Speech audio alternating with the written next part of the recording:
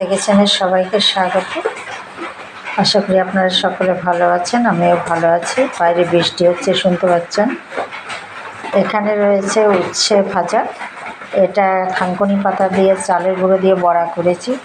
এটা মাছের একটা চচ্চড়ির মতন করেছি, ছোট মাছ। আর এটা রয়েছে কচুরলতি ভাজা। আর এখানে শুকনো শুকনো করে পোস্ত দিয়ে পটল তৈরি করেছি। এমনি নর্মালি ঝোল ভালো লাগে না, তো এরকম করেছি।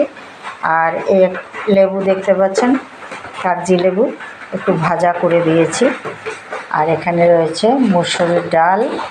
আর এখন আমি তৈরি করে নিই এই যে আম আর দুধ দেবো, খেতে দিয়ে এখন এটাকে করবো।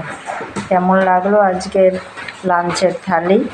যদি আমার পরিবেশন ভালো লাগে বা আমি যা রান্না করেছি তা যদি আপনাদের পছন্দ হয়, তাহলে সাথে থাকবেন, ভালো থাকবেন।